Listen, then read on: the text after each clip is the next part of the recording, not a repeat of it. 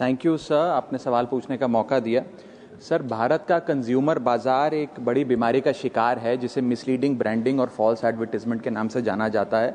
जब हम एक फ्रूट जूस की बोतल खरीदते हैं तो उसके फ्रंट पे फ्रेश फ्रूट जूसेस की बड़ी जूसी फ्रूट्स की पिक्चर होती है, लेकिन पीछे स्मॉल टेक्स्ट में बैक ऑफ द पैकेजिंग उस फ्रूट जूस के लिखा होता है that picture is only for marketing purpose only. And हमारे देश का कंज्यूमर, खास तौर पे देश का युवा, इन ड्रिंक्स को ये सोच के कंज्यूम करता है कि ये हेल्दी है और न्यूट्रिशियस है, लेकिन उसे पता नहीं कि वो चीनी का घोल पी रहा है जिसके चलते डायबिटीज, ओबेसिटी और लाइफस्टाइल डिजीजेज होती हैं। My question to the honourable minister through you sir is that what steps is the government taking to ensure that we put a ban on misleading imagery, ताकि ऐसा ना हो कि mislead करें visually और comply करें टेक्निकली।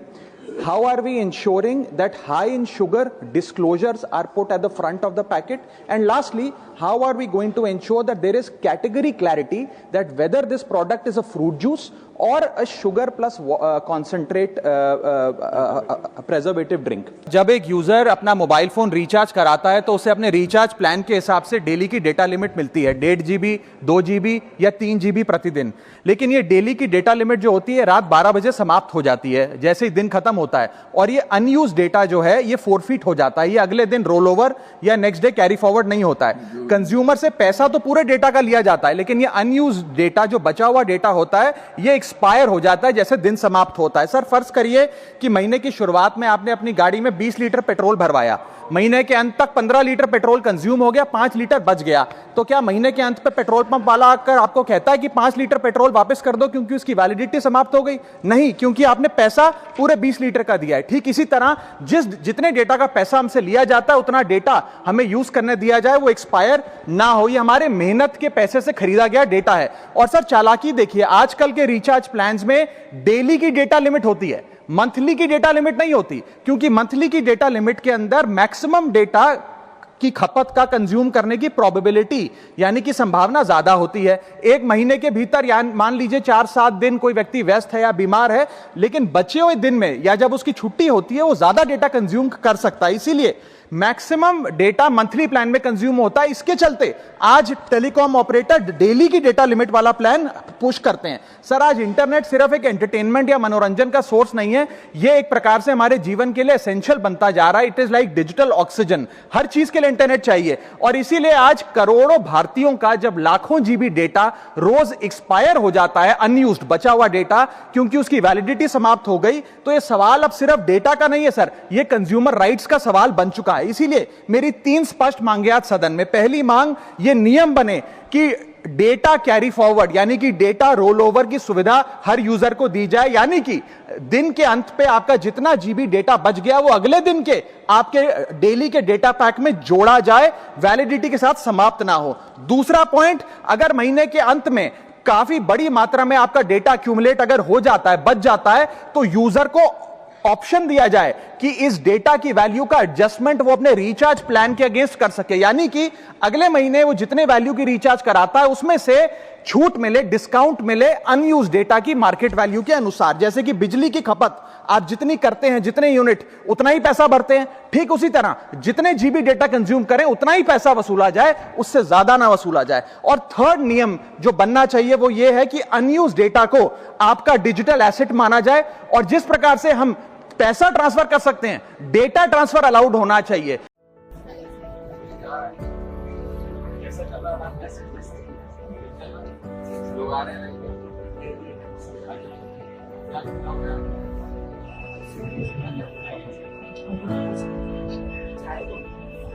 चाय पिला दो।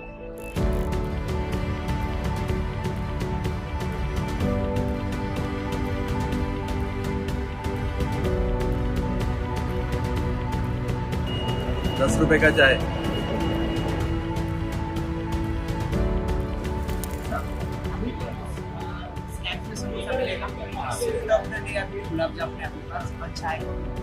चाय पिला दो। बढ़िया से चाय पीते हैं चले। Tap tap.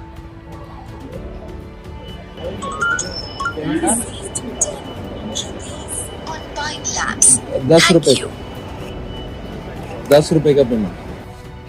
एक चाय।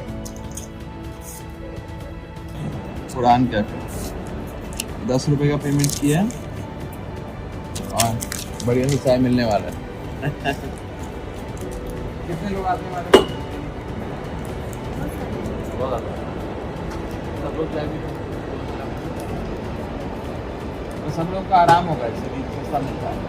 10 रुपये का चाय तो 10 रुपये का चाय तो बाहर भी नहीं मिलता अभी। हाँ, 1 रुपये मिलना बड़ी बात है। Thank you.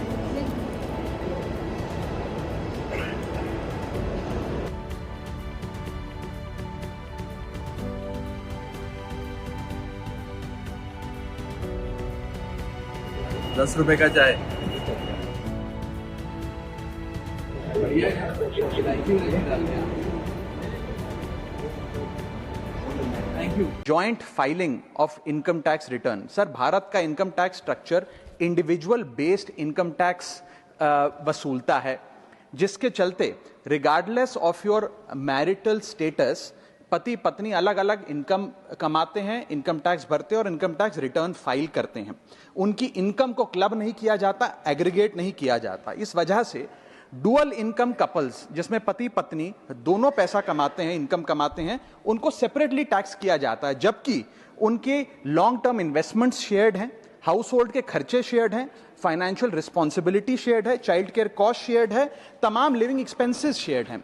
दुनिया के कई देशों में सर पति पत्नी को एक इकोनॉमिक यूनिट की तरह रिकॉग्नाइज किया गया और joint filing of income tax का प्रावधान दिया गया। लेकिन भारत में खर्चे स्पाउसेस शेयर करते हैं, लेकिन जब इनकम टैक्स भरने की बात आती है तो इनकम टैक्स डिपार्टमेंट दोनों को स्ट्रेंजर्स करार देता है। मैं आपको उदाहरण के माध्यम से समझाना चाहूंगा। सर, समझिए कि दो परिवार हैं, एक ही शहर में रहते हैं, एक ही कंपनी में नौकरी करते हैं।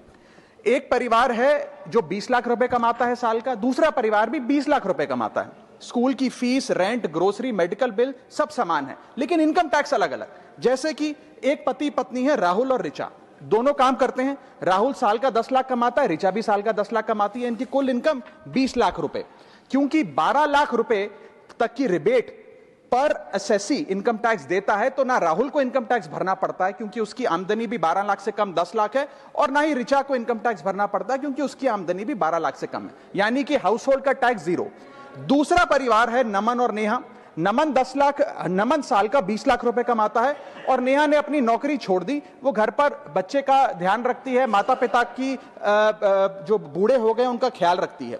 सर, नमन और नेहा की भी फैमिली इनकम 20 लाख है, लेकिन क्योंकि इंडिविजुअल टैक्सेशन है, नमन को 20 लाख के हिसाब से, स्लैब के हिसाब से इनकम टैक्स भरना पड़ता है 1,92,400 रुपए, और वहीं नेहा क्योंकि उसकी इनकम नहीं, उसे टैक्स नहीं भरना पड़ता। यानी कि दो परिवार, सेम इनकम, लेकिन एक परिवार को कोई इनकम टैक्स नहीं भरना और दूसरे परिवार को 1,92,000 का टैक्स भरना पड़ता है। एक ही छत, एक ही किचन, एक ही हाउस होल्ड, एक ही बजट, लेकिन अलग अलग टैक्स। सर, मुझे लगता है कि अगर जॉइंट फाइलिंग ऑफ आईटीआर होगा तो इन मैरिटल कपल्स को इनकम टैक्स की जो रिलीफ है वो ज्यादा मिल पाएगा। मैं दूसरा एग्जांपल देता हूं। एक मैरिड कपल है सर, जो दोनों पति पत्नी आईटी प्रोफेशनल्स हैं, नौकरी करते हैं, एक ही घर में रहते हैं, शेयर्ड एक्सपेंसेस हैं।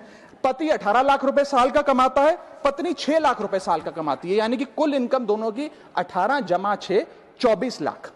अब जब इनकम टैक्स भरने की बात आती है तो पति की क्योंकि इनकम 12 लाख से अधिक है, 16 लाख, वो अपने इनकम टैक्स के हिसाब से 1,50,000 रुपए का सालाना इनकम टैक्स भरता है, और वहीं पत्नी क्योंकि उसका 6 लाख रुपए इनकम है, वो कोई टैक्स नहीं भरती है। यानी कि 24 लाख रुपए की इनकम पे परिवार को 1.5 लाख रुपए का टैक्स भरना पड़ता है। यदि इनकी इनकम को क्लब कर दिया जाए और इनकी रिबेट्स को, एग्जेम्पशंस को भी क्लब कर दिया जाए तो कुल आमदनी इनकी 24 लाख, कुल rebate 24 lakh, 24 minus 24, taxable income शून्य, इनकम टैक्स शून्य हो जाएगा। इसीलिए मैं प्रपोज करता हूं कि भारत में joint filing of income tax return लाया जाए, जिससे मैरिड कपल्स को ऑप्शन दिया जाए कि वे इंडिविजुअल फाइलिंग की साथ साथ जॉइंट फाइलिंग भी कर सकें। अगर ऐसा होता है तो हाउस होल्ड्स को एक इकोनॉमिक यूनिट की तरह रिकॉग्नाइज किया जाएगा, टैक्स इक्विटी दी जाएगी सिंगल इनकम हाउस होल्ड में और डुअल इनकम हाउस होल्ड में।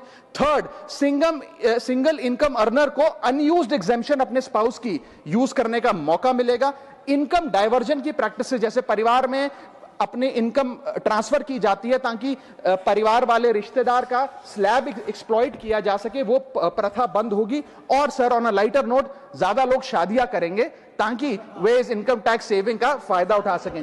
सर, इंटरनेशनल कंपैरिजन मैं करना चाहूंगा। यूनाइटेड स्टेट्स, जर्मनी, फ्रांस जैसे देशों में जॉइंट आईटीआर का सिस्टम लागू है। सर, हमारा इनकम टैक्स स्ट्रक्चर कंपनियां रिकॉग्नाइज करता है, पार्टनरशिप रिकॉग्नाइज करता है, कॉर्पोरेशन रिकॉग्नाइज करता है, यहां तक कि हिंदू अनडिवाइडेड फैमिली को एज एन एसएससी रिकॉग्नाइज करता है। लेकिन हमारे समाज का मोस्ट फंडामेंटल इकोनॉमिक यूनिट, एक न्यूक्लियर फैमिली, पति पत्नी को as one single economic unit recognise नहीं करता, जो करना चाहिए। 125 करोड़ मोबाइल फोन यूजर हैं, जिसमें से 90% प्रीपेड प्लान के यूजर हैं। सर, आज मैं प्रीपेड प्लान के जो मोबाइल यूजर्स हैं उनकी ओर से दो समस्याएं उठाना चाहता हूं। सर, पहली समस्या है कि रिचार्ज खत्म होने के बाद आउटगोइंग के साथ साथ इनकमिंग कॉल का भी बंद होना। सर, जब प्रीपेड प्लान एक्सपायर होता है या मोबाइल रिचार्ज की वैलिडिटी खत्म होती है तो आपकी आवाज बंद कर दी जाती है, फोन मेरा, सिम कार्ड मेरा, नंबर मेरा।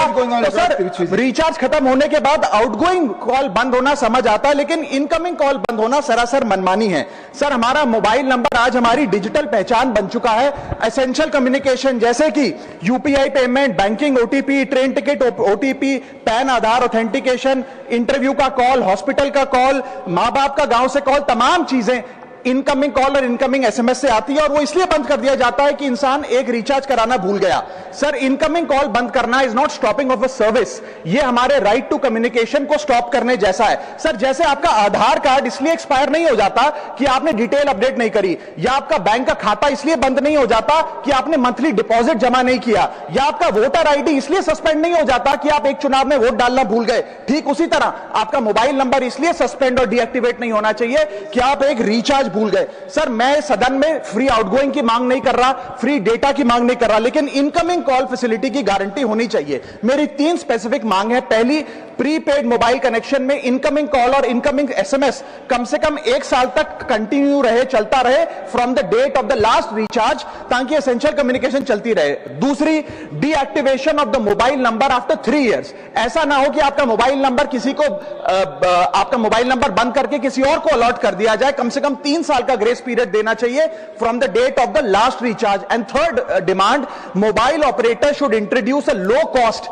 Incoming only plan. वो लोग जो सिर्फ इनकमिंग के लिए फोन रखते हैं उनके लिए, जैसे कि 10 रुपए में 180 दिन की इनकमिंग कॉल की फैसिलिटी, इस प्रकार की स्कीम्स मोबाइल ऑपरेटर को लानी चाहिए। दूसरी समस्या जो प्रीपेड कस्टमर्स फेस करते हैं वो है टेलीकॉम ऑपरेटर का 28 दिन का मंथली रिचार्ज। साल में सर महीने 12 होते हैं, लेकिन 28 दिन की रिचार्ज के माध्यम से 13 टाइम्स रिचार्ज कराना पड़ता है। कैसे सर? 28 दिन into 13 times is equal to 364 days. ये एक बड़ी क्लेवर स्ट्रैटेजी है, जिसके चलते आपको फीलिंग 30 दिन की देते हैं, लेकिन आपसे डीलिंग 28 दिन की करते हैं। सर, दुनिया में हर जगह बिलिंग साइकिल कैलेंडर मंथ के हिसाब से होती है, 30 या 31 दिन। आपको मंथली सैलरी, लैंडलॉर्ड का रेंट, बैंक की ईएमआई, बिजली पानी गैस का बिल, तमाम चीजें 30 या 31 दिन के महीने के हिसाब से होती हैं। लेकिन ये मोबाइल ऑपरेटर, टेलीकॉम ऑपरेटर 28 दिन के महीने के हिसाब से आपको रिचार्ज प्लान बेचते हैं, ताकि साल में एक अतिरिक्त रिचार्ज आपको मिल जाए। फ्लाइट टिकट खरीद कर भी इसलिए ट्रैवल करते हैं कि समय पर अपनी डेस्टिनेशन पर पहुंचे। जॉब इंटरव्यू होता है, बिजनेस मीटिंग होती है, किसी को अस्पताल में मिलने जाना होता है, लेकिन कई बार देखा जाता है that there is hours of delay, कई घंटे का डिले फ्लाइट में हो जाता है, जिसके चलते कई बड़े नुकसान यात्रियों के हो जाते हैं। मैं माननीय मंत्री जी से आपके माध्यम से पूछना चाहूंगा कि क्या कोई ऐसा प्रावधान हम ला रहे हैं या ला चुके हैं जिसके चलते अगर डिले होता है फ्लाइट में तो पैसेंजर को कॉम्पनसेशन दिया जाए। अप टू 1 आवर्स का डिले अंडरस्टैंडेबल है, लेकिन 1 घंटे से ज्यादा डिले, अगर 2 घंटे, 4 घंटे, 6 घंटे का डिले होता है तो कॉम्पनसेशन होना चाहिए। जैसे अगर आपका बैगेज 1 केजी भी अगर एक्सेस हो जाता है तो फ्लाइट आपसे कई हजार रुपए पर केजी एक्सेस बैगेज के वसूलती है। उसी तरह अगर फ्लाइट डिले होती है तो पैसेंजर को या तो मॉनेटरी कॉम्पनसेशन मिले या फुल फ्लाइट रिफंड का ऑप्शन मिले। ऐसा कोई प्रावधान क्या सरकार ला रही है? मैं मंत्री जी से पूछना चाहता हूं।